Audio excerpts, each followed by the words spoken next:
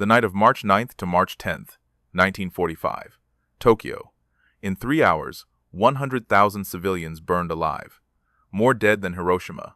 More dead than Nagasaki. The single most destructive bombing raid in human history, and most people have never heard of it. But here is what they really do not want you to know.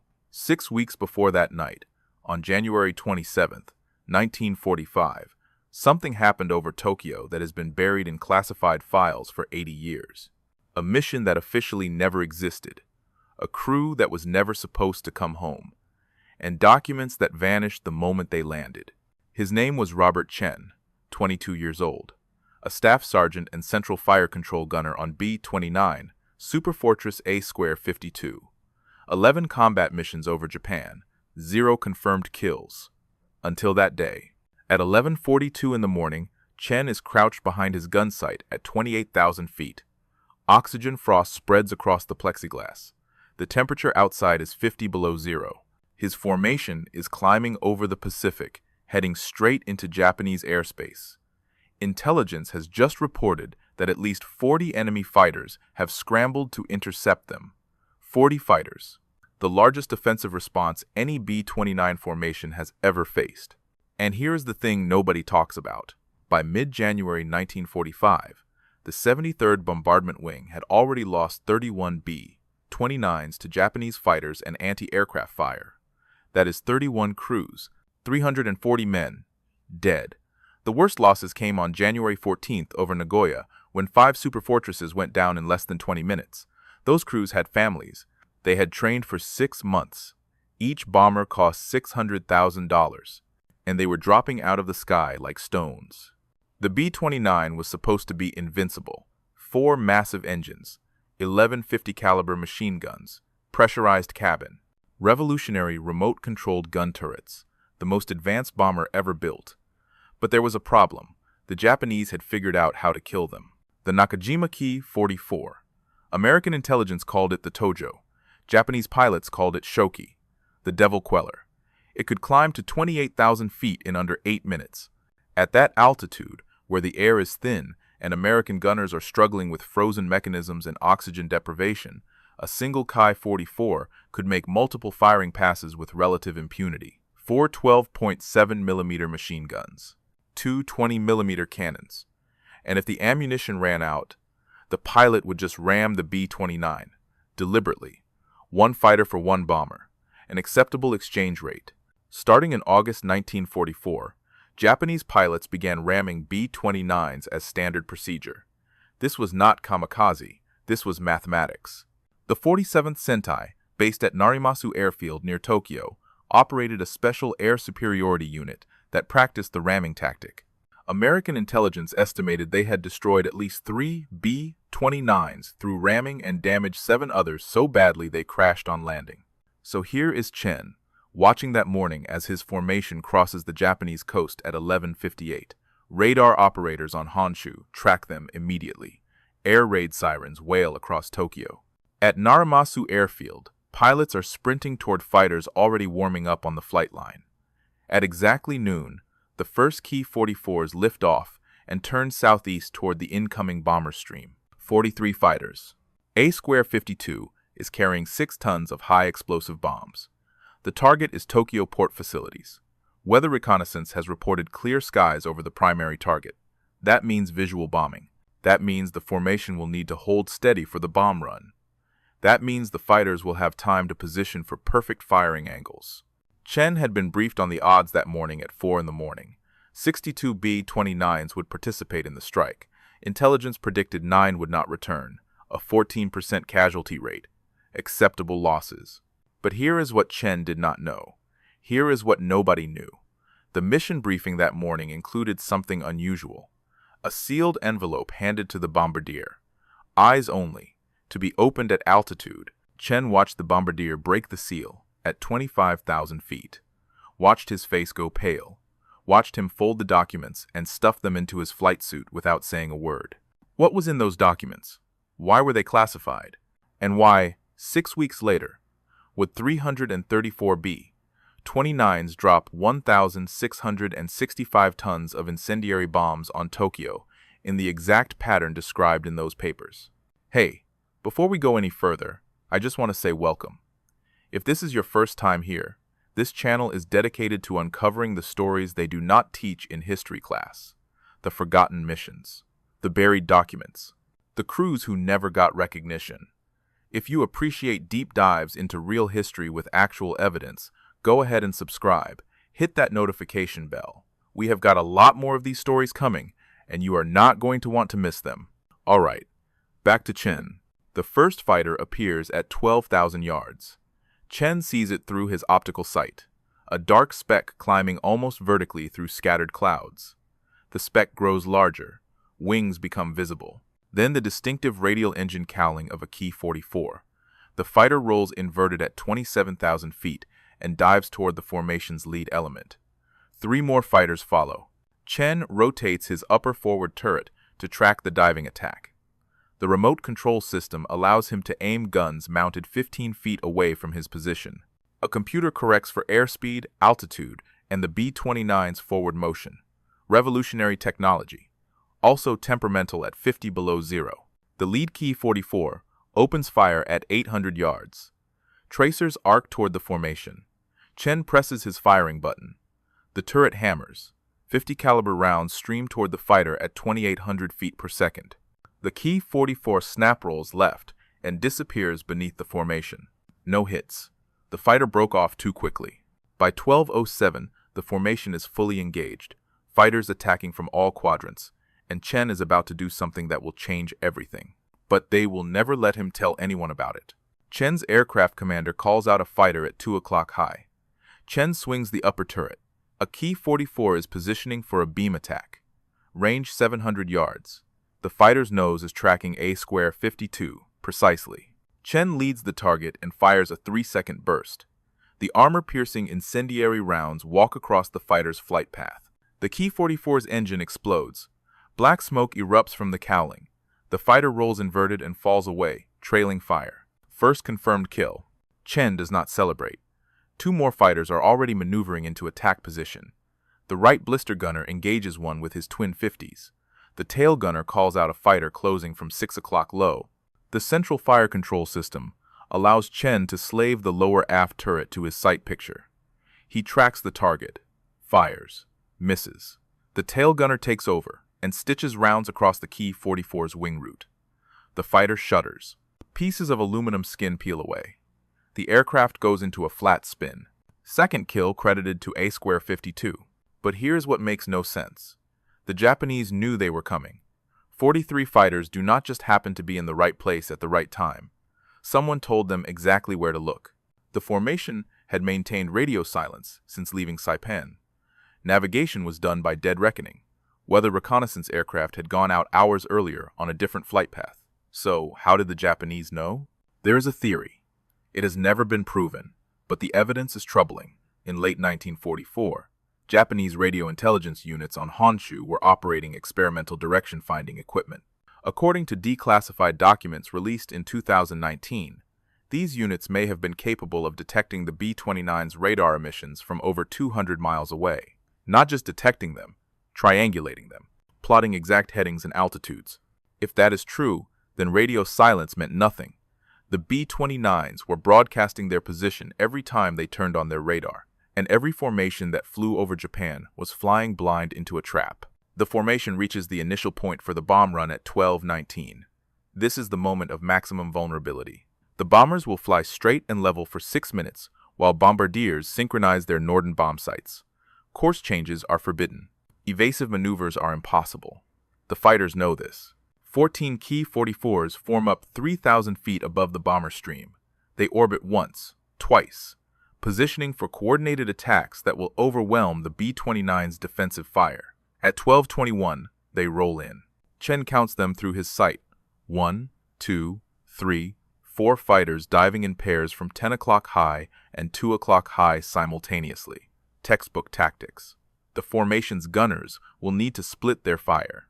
Individual B-29s will face multiple attackers with degraded defensive coverage. The first pair opens fire at 1,000 yards. Chen engages the lead fighter. His tracers converge with fire from 2 other B-29s in the formation. The Ki-44 flies directly into the stream of rounds. Its canopy shatters. The fighter snap rolls right and collides with its wingman. Both aircraft disintegrate. Third and fourth kills. But the second attacking pair had used the chaos as cover. Two Ki-44s are now inside 500 yards and closing fast. Their cannons are firing. Chen can see the muzzle flashes. He swings his sight to track the nearest fighter. The Ki-44 is not breaking off. It is not attempting evasive maneuvers. The pilot has committed to a ramming attack. Impact in 4 seconds. Chen keeps firing. The upper forward turret pours rounds into the Ki-44's engine cowling. Hits sparkle across the fighter's nose. The range closes to 300 yards. 200. The fighter is trailing smoke, but still accelerating. 100 yards. The Ki-44 strikes A-52's number 3 engine at 12:22 in the afternoon. The impact sounds like a steel hammer hitting a locomotive boiler. The fighter's propeller chews through the engine cowling. Metal shrieks. The B-29 yaws hard to the right. Chen is thrown against the side of the gun compartment. His headset cord yanks tight. He hears the aircraft commander shouting, but cannot make out the words over the screaming wind. Number 3. Engine is gone, completely severed from the wing. Hydraulic fluid sprays across the fuselage. Flames erupt from the engine mount. The wing is shuddering. Pieces of aluminum skin are peeling away from the impact point. The bombardier's compartment in the nose has been punctured by debris. Chen can see daylight through holes in the fuselage that should not be there. And then he sees the bombardier, slumped forward in his station, not moving. Shrapnel has torn through the plexiglass nose cone and caught him in the chest. He is already dead. The sealed documents are still in his flight suit pocket. Chen makes a decision. He unbuckles from his gun station and crawls forward through the unpressurized cabin. The temperature is dropping fast. His oxygen mask is frosted over. He reaches the bombardier's station and pulls the documents from the dead man's pocket. 3 pages, typewritten, stamped top secret in red ink across the top. He reads the first page, then the second, then the third. And everything he thought he knew about this mission changes. I am curious. Where are you watching this from right now? What time is it where you are? Drop a comment and let me know. It is always fascinating to see how far these stories reach across the world. Are you listening to this at work? During a commute? Late at night when you cannot sleep? Let me know down below.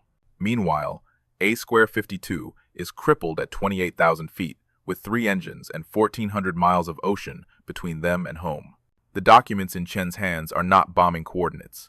They are target maps, civilian districts, residential neighborhoods, population density calculations, and handwritten notes in the margins that say things like optimal wind conditions for fire spread and wooden construction percentages by ward. This is not a precision military strike. This is a blueprint for burning a city alive. Chen stuffs the papers inside his own flight suit. He does not know what else to do with them. The bombardier is dead. The mission is falling apart. And A-52 is hemorrhaging fuel from ruptured tanks in the damaged wing. The aircraft commander's voice crackles over the intercom. All stations, damage report.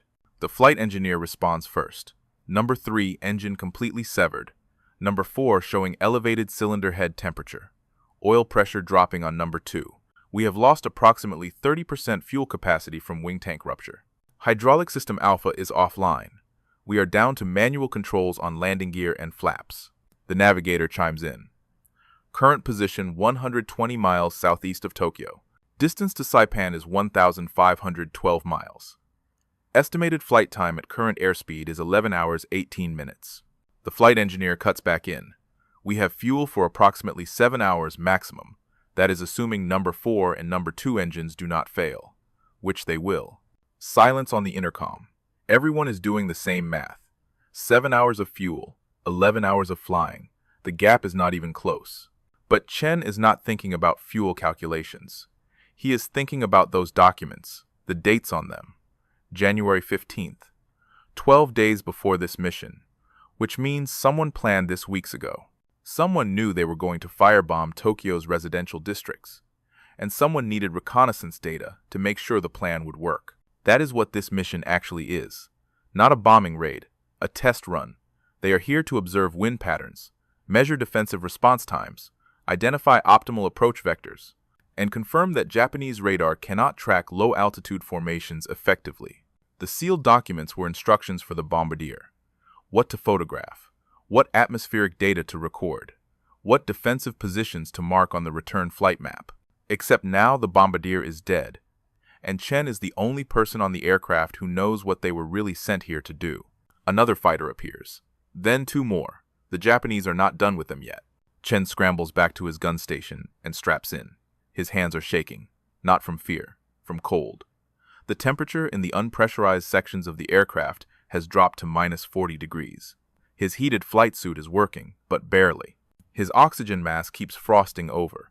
He has to keep wiping it clear just to breathe. The fighters are positioning for another coordinated attack, but this time they are doing something different. They are not diving from above. They are climbing from below, coming up through the formation's blind spot, where the B-29's ventral guns have limited traverse. Chen calls it out. Fighters 6 o'clock low, climbing fast. The tail gunner engages. Tracers stream downward. One of the fighters breaks left. The other two keep climbing. They are going to come up directly underneath A-52, where the damaged wing is most vulnerable. The ball turret gunner tries to rotate his guns into position, but the hydraulic system is offline. He is hand-cranking the turret, too slow. The fighters are already in position. They open fire. 20mm cannon rounds punch through the bottom of the fuselage. 1, 2, 3 impacts. The fourth round hits something critical. An explosion rocks the aircraft. Number 4. Engine catches fire. Not just smoke, actual flames pouring from the cowling. The flight engineer hits the fire suppression system. Nothing happens. The hydraulics are dead. He cannot feather the propeller. He cannot cut fuel flow. The engine is just going to burn until it tears itself apart, or the fire spreads to the wing fuel tanks. The aircraft commander makes the call. Shutting down number 4 manually. Stand by for yaw. He reaches up and pulls the mixture control to idle cutoff. The engine coughs, sputters. The flames get worse for 3 seconds. Then the engine dies. The propeller windmills. The fire starts to diminish. But now they are down to 2 engines. Number 2 on the left wing. Number 1 on the left wing. Both engines on the same side. The aircraft is yawing hard to the right. The pilot and co-pilot are fighting the controls just to keep them straight and level. Chen looks at the fuel gauges. They are dropping faster now. The remaining engines are running at maximum continuous power just to maintain altitude. The flight engineer's earlier estimate of 7 hours was optimistic. They might have 5. Distance to Saipan is still 1,400 miles. The navigator recalculates. At current fuel consumption, we will run dry approximately 600 miles short of Saipan. Ditching in open ocean is likely. Ditching a B-29 in open ocean has a survival rate of approximately 40% under ideal conditions. Ditching a B-29 with structural damage to both wings and a jammed rudder is something else entirely. The aircraft will likely break apart on impact. Even if the crew survives, they will be in the water with limited survival equipment in a combat zone where Japanese submarines patrol regularly. The right blister gunner has been hit. Shrapnel from the cannon rounds. He is conscious, but bleeding badly. Chen moves to help him, applies pressure bandages. The morphine syrettes in the first aid kit are frozen solid, useless. And somewhere in Chen's flight suit, those documents are waiting. Evidence of something that has not happened yet. Proof that someone in command has already decided that burning civilians alive is an acceptable strategy.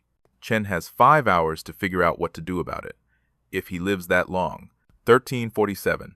Engine number 2 starts running rough. The flight engineer is watching the gauges like they might suddenly tell him something he wants to hear. They do not. Cylinder head temperature is climbing into the red zone. Oil pressure is fluctuating between 40 and 60 pounds per square inch. Minimum acceptable pressure is 50. The engine has been running at maximum continuous power for nearly 90 minutes. Curtiss-Wright R3-350 radials are rated for maximum continuous power operation for 4 hours under normal conditions. These are not normal conditions. The engine coughs, shudders. A spray of oil streaks across the windscreen. Then it smooths out, runs normally for 20 seconds, coughs again. The aircraft commander's voice is steady. Flight engineer, how long on number 2? Unknown, sir. Could be 5 minutes. Could be 5 hours. That engine should have failed already. Silence. Chen is doing something he should not be doing. He is reading the documents again, trying to memorize them, because somewhere in the back of his mind, He knows these papers are not going to make it back to Saipan. Someone is going to take them. Someone is going to classify them. And if Chen does not remember exactly what they say, no one will ever know the truth. The first page is a grid map of Tokyo. Residential wards marked with population density numbers. Asakusa Ward, 140,000 people per square mile. Fukagawa Ward, 98,000. Honjo Ward, 112,000. All of them circled in red pencil. The second page is worse. Wind analysis, prevailing patterns, speed calculations. And a note that says, sustained 15-knot winds from northwest will create firestorm conditions in target zones with 92% probability. The third page is the one that makes Chen's hands shake. Mission timeline.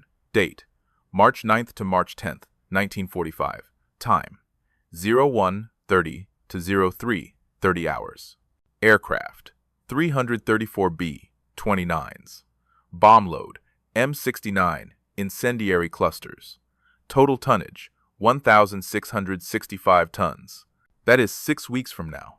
Someone has already scheduled the largest firebombing raid in history. They know exactly when it is going to happen. They know how many aircraft. They know what kind of bombs. All they need is the atmospheric data and defensive response patterns.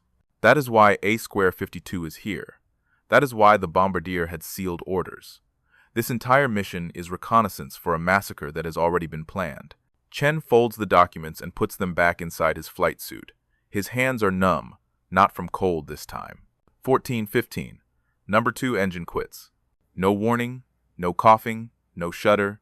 The propeller just stops turning. Oil pressure drops to 0. Cylinder head temperature spikes, then plummets as the engine seizes completely. The aircraft commander does not say anything. What is there to say? They are flying on one engine now. Number 1. The only engine still running. A single Wright R3 350 radial, keeping 32 tons of aluminum and steel and 11 human beings in the air. The flight engineer runs new calculations. Fuel remaining, 4 hours 20 minutes. Distance to Saipan, 900 miles. Time to destination at current airspeed, approximately 9 hours. The gap just got worse.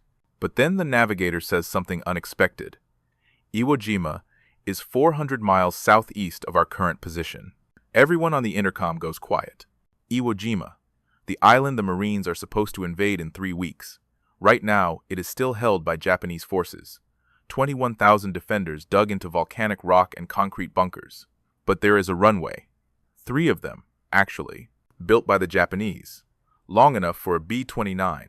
The aircraft commander considers it. If we divert to Iwo, we will be landing on a hostile airfield. Even if we make it down in one piece, we will be prisoners of war. Or dead, the navigator responds.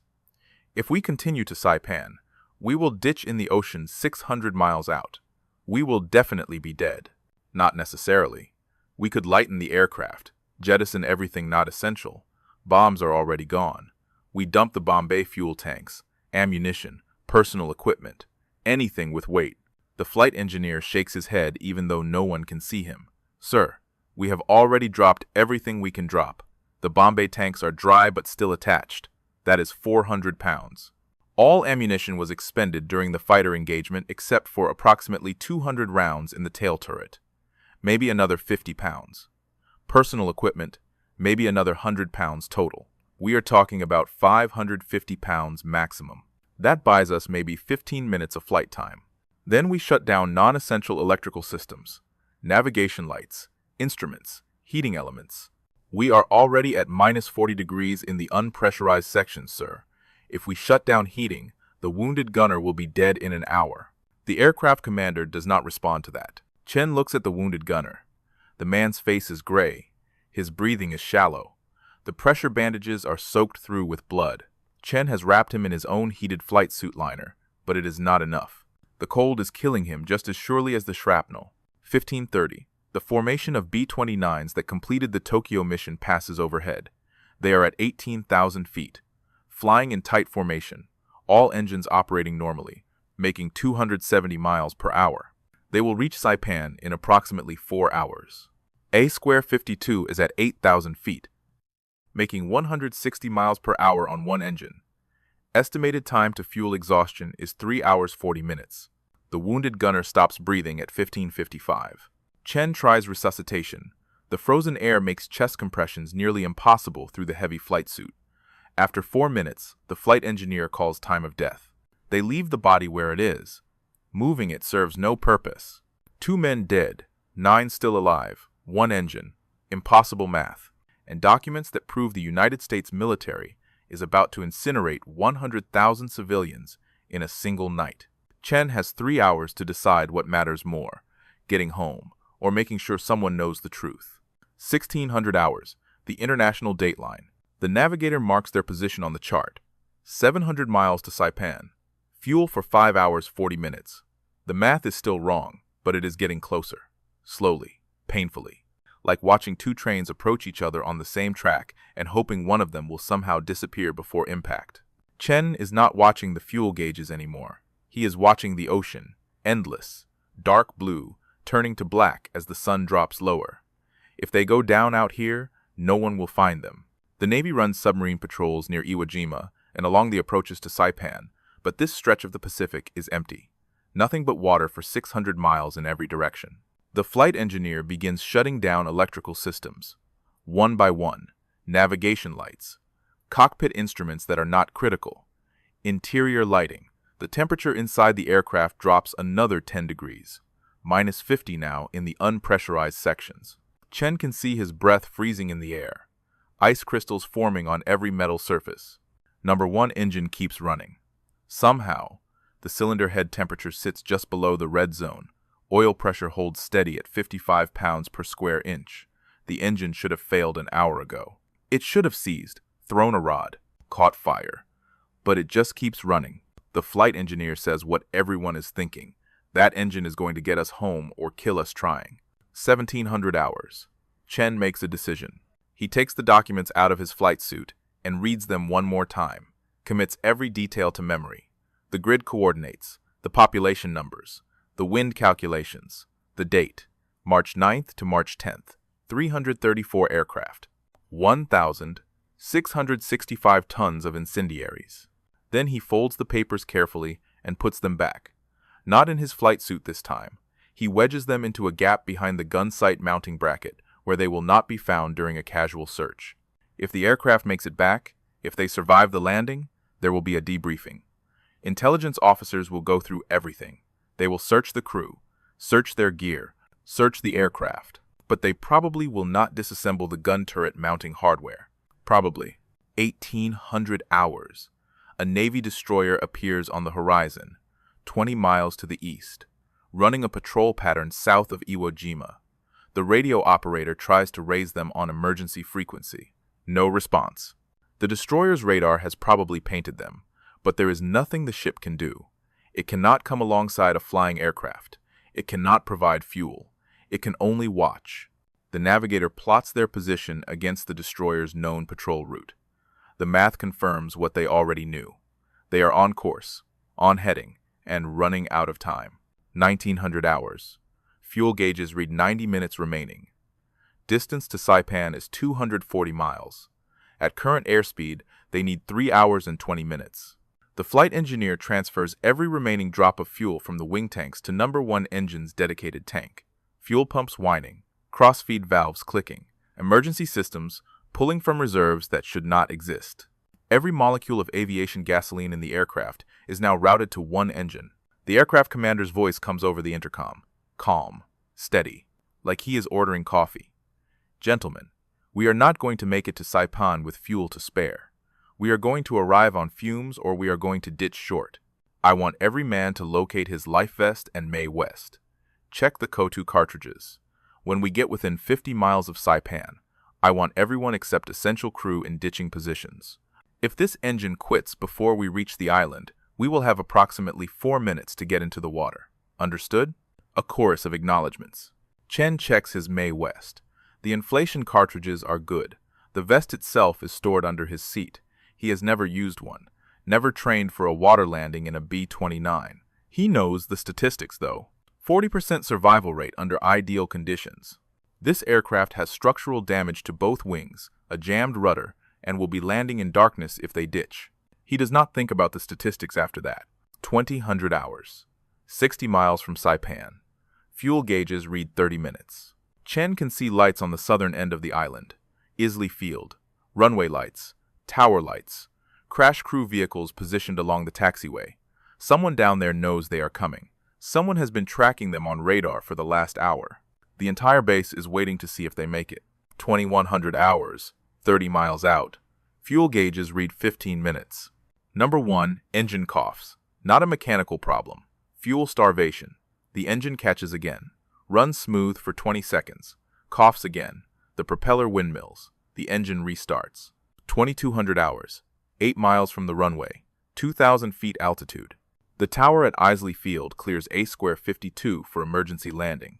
Crash crews are standing by. Ambulances are positioned. Fire trucks. Medics. Everyone who can help is ready. The landing gear will not extend. Hydraulic failure. The flight engineer tries manual extension using the emergency hand crank. The nose gear deploys. The left main gear deploys. The right main gear stays retracted. Damaged in the fighter attack. Jammed. 3 miles from the runway. 1,000 feet. Number 1, engine quits. Completely. Fuel exhaustion. The propeller stops. A square 52 becomes a glider. 32 tons of aluminum and steel with no power and asymmetric landing gear. The aircraft commander aims for the runway. Airspeed 130 miles per hour. Descent rate 800 feet per minute. Too fast, too steep. Chen braces for impact. They cross the runway threshold at 300 feet. Still too high. The bomber touches down halfway down the runway at 110 miles per hour. The left main gear collapses immediately. Metal screaming against concrete.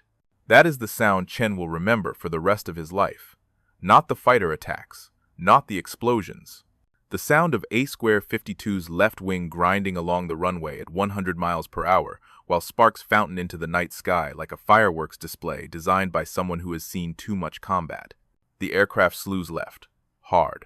The nose dips. The right wing tips up. For 3 seconds, Chen thinks they are going to cartwheel, flip completely over, disintegrate into a ball of fire and aluminum fragments. But the aircraft commander keeps the controls neutral. Lets physics do the work. The bomber slides, skids, 1,500 feet of screaming metal on concrete, then dirt, then grass, then it stops. Silence. Someone on the intercom says, "We are down." The crew evacuates through the rear hatch. 10 men, 2 empty seats. The bombardier stayed in Tokyo. The right blister gunner died somewhere over the Pacific. Chen is the last one out. He pauses at the gun station. Reaches behind the mounting bracket. The documents are still there. He leaves them. For now. Crash crews surround the aircraft within 30 seconds. Fire trucks. Ambulances. Medics running toward the crew with stretchers and blankets. Someone wraps a blanket around Chen's shoulders. Someone else is asking if he is injured. He says no. He is not sure if that is true. Everything hurts. Everything is numb. He cannot tell the difference anymore. A staff car pulls up. 2 officers step out. Intelligence. Chen recognizes the insignia. They walk straight to the aircraft commander. Brief conversation. The aircraft commander points at the nose section, where the bombardier's body is still strapped into his station. The intelligence officers climb into the wreckage. Chen watches them. Watches them search the bombardier's station. Remove the body. Search the flight suit pockets. Find nothing. They move to the navigator's station. The radio operator's position. They are methodical, thorough, looking for something specific. The sealed documents. 15 minutes later, they come back out. One of them is holding a clipboard. The other is scanning the crew. His eyes land on Chen. Staff Sergeant Chen? Yes, sir. You were stationed at the central fire control position during the mission? Yes, sir. Did you leave your station at any point during the engagement? Chen's mind goes blank for half a second. Then training kicks in. Never volunteer information. Answer only what is asked.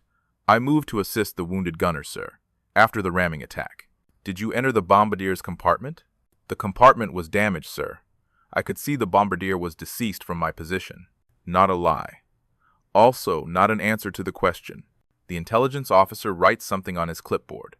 The crew will be debriefed individually starting at 0600 tomorrow. Until then, you are restricted to base. No external communications. No discussion of mission details with anyone outside the crew. Understood? Yes, sir. The officers leave. Chen watches the staff car disappear into the darkness. Then he looks back at A-Square 52. The aircraft is a wreck. Left wing crumpled. Right main gear still retracted. Fuselage punctured in a dozen places. Number 3 engine mount is an empty hole. Number 4 engine is scorched black. Numbers 2 and 1 are seized solid. A total loss. The aircraft will never fly again. Someone from ground crew is already roping off the area. Someone else is taking photographs, documenting the damage. By morning, A-Square 52 will be stripped for parts, and the airframe will be pushed into the boneyard with all the other B-29s that did not make it home intact. Chen goes to debriefing at 0600, alone. The intelligence officers are different from the ones at the flight line. These ones have folders, files. They know things. The first question: did the bombardier open his sealed orders during the mission?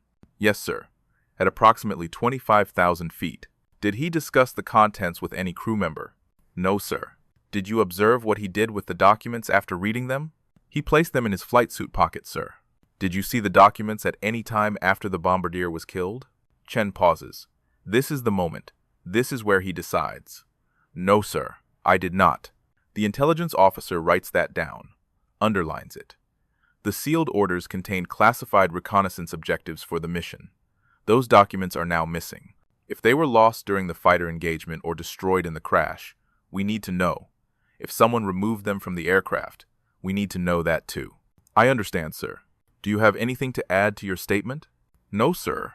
The debriefing lasts 3 hours. They ask the same questions 17 different ways. Chen gives the same answers. Eventually, they let him go with a warning. National security. Classified mission parameters. Do not discuss this with anyone, ever.